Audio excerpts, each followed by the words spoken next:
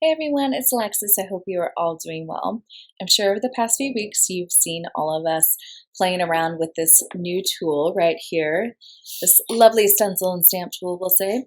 And it hasn't been available to everyone, but now it is. So you, as of today, can purchase this on Sizzix.com and Sizzix.co.uk, and you can look through all the layered stencils, the converters, you name it, it's on the websites. So be sure to head on over there. We also have a hub that is a great kind of place to get project inspiration. It also has a video attached there of Pete going through an overview of the tool so that you can understand how to use it, all that it's capable of, and be sure to look out as we have in the past few weeks and in the weeks to come. We'll be doing lots of inspirational type of kind of makes with this tool, and that's what I'm going to do today. I wanted to show everyone how you can actually mix and match the layered stencils. Now, I think when you've seen the layered stencils, they kind of look like they go 1 through 4 in their layers, which is true, but you can actually switch up the backgrounds. You can use the stencils together from differing sets. So I wanted to run you through a make that I like, a quick little one, and then I've got some project inspiration to show you some other ideas. So let's get right into what we can do with the layered stencils on this new stencil and stamp tool. Okay, so if you've had a chance to see Pete's video where he did an overview of the tool, he walks you through what each of the components and portions, I guess, if you will, of the tool actually are. I wanted to focus in on how the tool can be used with the adapter and with our layered stencils today to show you just a really fun and neat trick that you can utilize when you kind of have your stencils. Now, what's nice about the adapter is that we also have the universal stencil converters. So if you already have stencils at home, don't worry, they can be used with this tool. But if you've happened to purchase any of our layering stencils, I have a fun trick for you that I want to show you. So I'm not going to go through, I'll talk about the tool, but I'm not going to go through the ins and outs of it because Pete did a wonderful overview of that.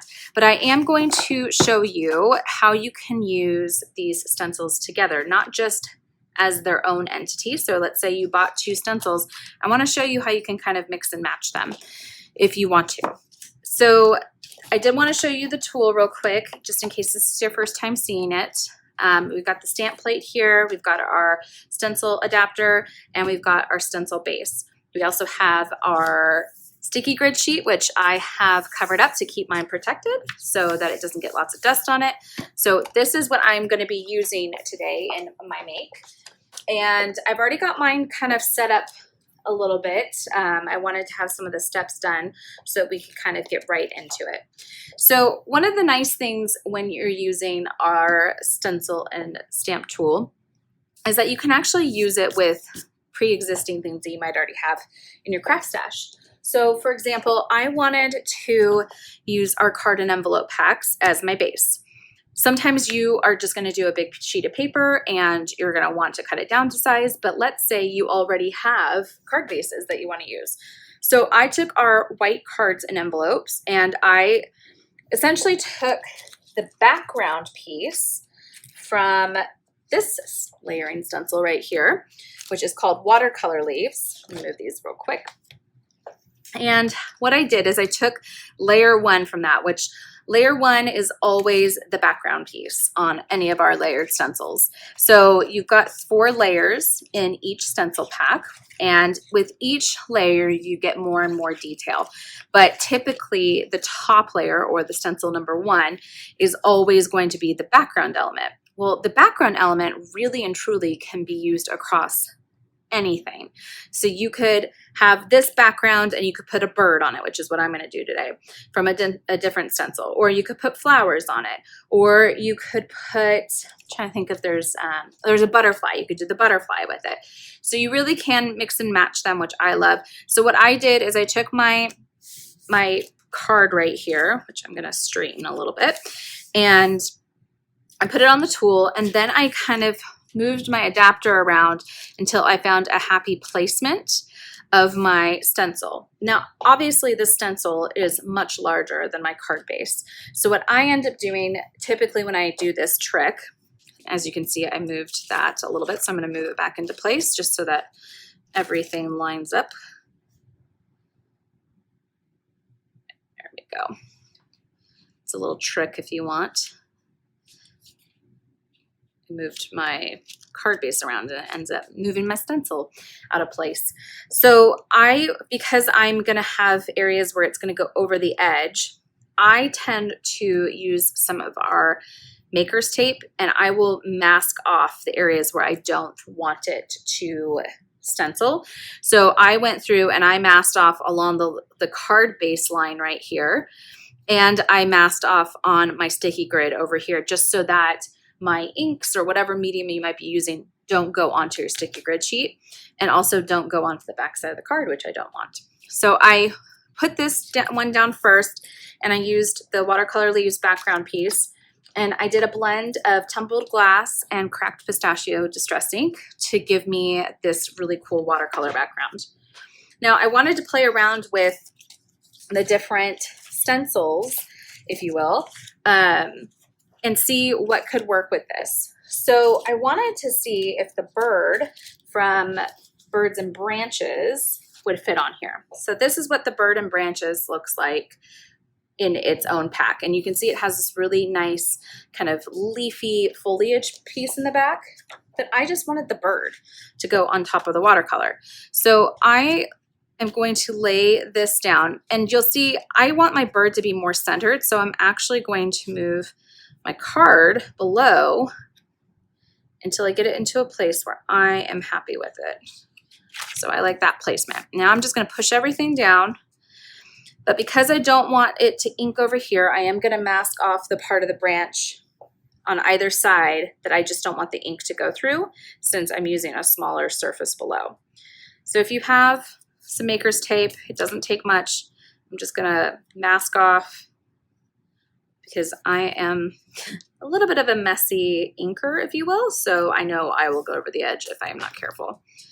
So I'm just masking those areas off. Now the way the stencils work is you want to go from light to dark with the actual color that you blend that you do. And the reason being is that the bottom layer is the one where you're going to have your kind of big main piece, and then each layer that goes on top of that is going to add more and more detail in. So I'm going to just I'm playing around with colors. I did not test this out in advance, so we're going to play color blending together. I did grab some kind of yellow tones and some browns, and I know I want to do like a bird branch in a normal color, so I'm going to do the tea dye as my bottom piece just for this. And that's the nice thing about these stencils, is you can kind of pick and choose where your color placement's going to go. So I like to get my color on to my sponge, and I'm using my multi-tool with the blending tool head, and I'm just going to go over the area that I initially want and place my color, and then I can go back in and darken it. But I just want to get in there and get that initial color down. And I'll probably do a color blend of 2 here. You'll see I'm putting the actual color onto the stencil itself, which acts as a really nice smooth blend onto the cardstock below. And I am going to do a darker color here simply because I know that in this particular stencil, it doesn't layer up on the branch. It only layers up on the bird. So I'm going to play with my color on these lower levels for the branch so that I can layer in some lighter colors. It also kind of covers anywhere that I had that lighter background stencil.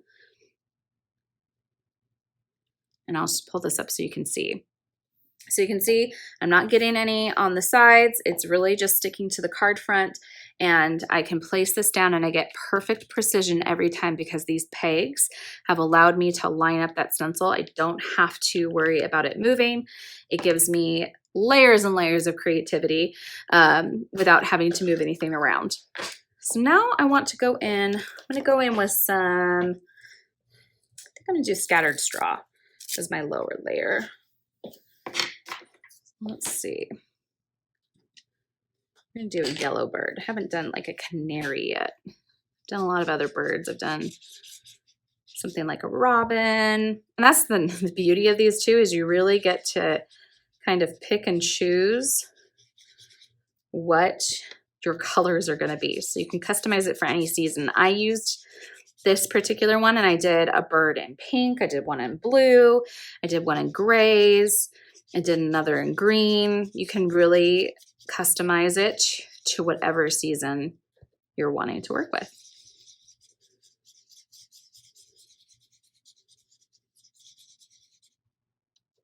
So as I go up to the next layer, so this is technically layer 2 of the bird and branches. As I go up to the next layer, you'll see I'm going to start getting more details. So I'm going to move to layer 3. And because I've got those pegs, I don't have to do anything. My stencil automatically layers where I want it to. And now I don't have to mask off because now I'm just working solely on the bird. So now I'm going to give this bird some brightness with some mustard seed. And I love using distress inks because I can really like do my own color blends, and I can go darker in some areas and lighter in others. Distress oxides work really well. You can also do paints, which I'll show you. I did a sample with a paint earlier, so you can see I'm starting to get my bird built out. Next, I'm going to go to layer 4, and this one I'm going to go a little bit dark with wild honey. And I like to just do my color placement first, and then you can always kind of go back between layers. It's not always recommended, simply because if you've done certain color blends, like if I were to go back down to the bottom layer, probably wouldn't work well for me. But if I wanted to go in between these 2 detailed layers, that would be a lot easier. So now I'm going to go in with wild honey, which has a really rich kind of orangey tone to it.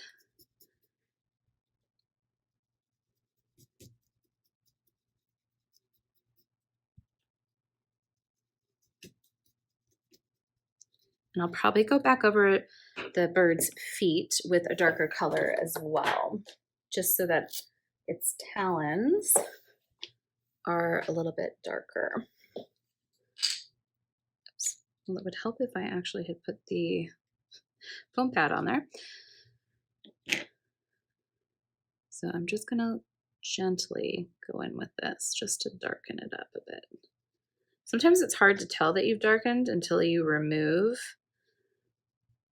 Like I'm going back in on certain areas and I'm adding just the darker color. When I pull it away, you'll be able to see. So I really like the different tones on that.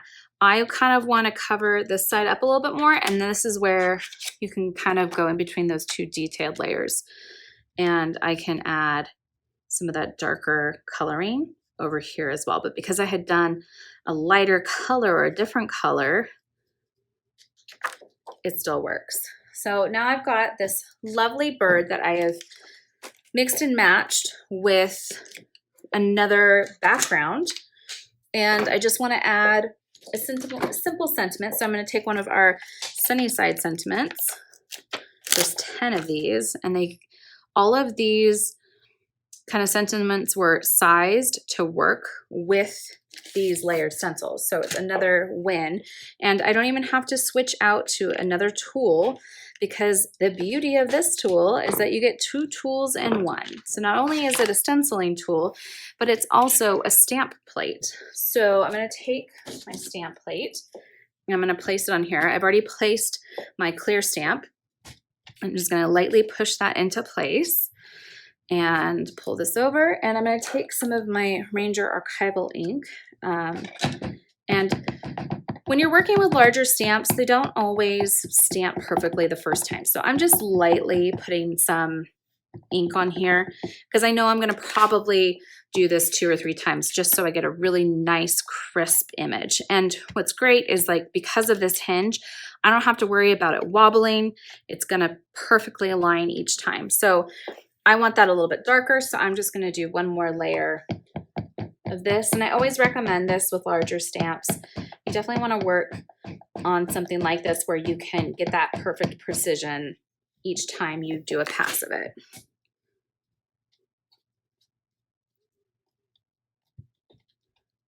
So there you have it. Sending a little love your way.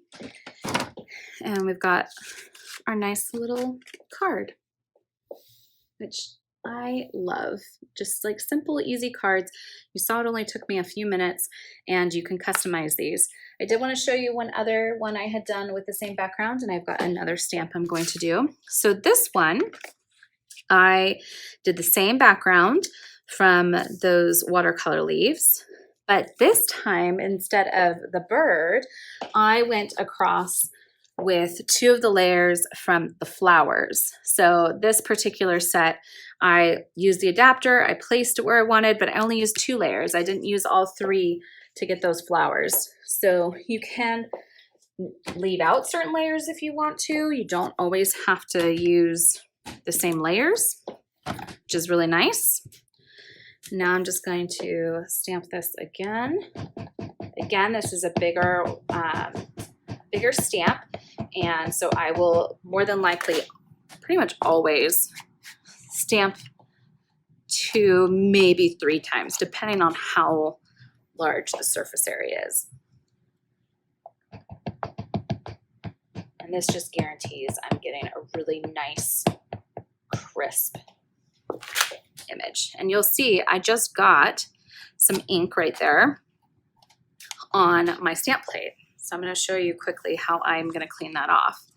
So here's another card. So I did both of these this morning in a matter of 15 minutes. So you can really, this tool allows you the ability to get a lot done in a short amount of time. So if you're doing bulk card making, it's a great tool just to simplify your layers, and you can go in between. So quickly want to show you how I would clean my stamp plate. So when you're using permanent inks that are alcohol based, you're going to want to clean with an alcohol solvent. If you're using water based like Distress, you're just going to use a little bit of water and it'll come right off. So I'm literally going to just take some hand sanitizer because that's what I have on hand, and I feel like these days we all have it on hand. And you'll see right here I've got this black smudge from there. And I literally am just I'm gonna clean off everything because why not? And just like that, it all came off right away. And now I've got a very clean stamp plate. So you can do that with anything. I saw a smudge on the other side, so I'm just gonna clean that too. With your layering stencils, depending on the type of ink you're using, really easy to clean. I typically am using a water-based ink, so I will just throw mine in the water and they rinse off, and then I just pat dry them. If you're using something like a glaze or a paint, you're going to want to get them in the water right away and get that stuff off of them as quickly as possible so it doesn't damage. This is another example of where I blended 2 different sets. So what I did is I took the background piece from this one called Mosaic Flower, and you can see this is just a really wide open kind of background piece. So I laid the background piece on, ink blended what I wanted, did the same on this. As you can see, I've got one that's vertically standing, one that's horizontal. So you can really pick and choose and place where you want your stencil to be, which is nice. I like to customize things. Then what I did is I went over it with the top 3 layers, or the bottom 3 layers, I should say, of the geoflowers. And I went in with each layer and just added in my pieces and did this. So on this one, to add a little bit of fun to it, on the bottom layer, so the last one, layer number, oh actually, no, I used layer number 2 on this one. So I went back with layer number 2, laid it on, and then I covered that with crystal glaze. So I could get this really nice kind of shimmery effect right there. And then I used one of those Sunnyside Sentiments, but instead of stamping it with permanent black ink, I went and stamped with embossing ink and then did a nice one of our silver embossing powders. So you can see how just mixing and matching the backgrounds, you get a totally different look than this one, which has this geo background. So if you wanted to simplify it, you could. This one I wanted to show you real quick. I actually use paints. So these top layers right here are done with acrylic paint. So I only used 2 layers to do that, and I just waited for the paint to dry in between each layer. And I went back in on this one with black paint over layer number 2, and then I was able to get that detailing. So you can really kind of mix and match the different layers, but you can also kind of mix and match in the layers the different types of mediums that you want to use. So you can use paints, you can use paste glazes, you could have done an expand paste kind of level or a dimensional paste, but just have fun with them. They're really easy to clean off, and the tool itself is really easy to see or easy to use, as you can see.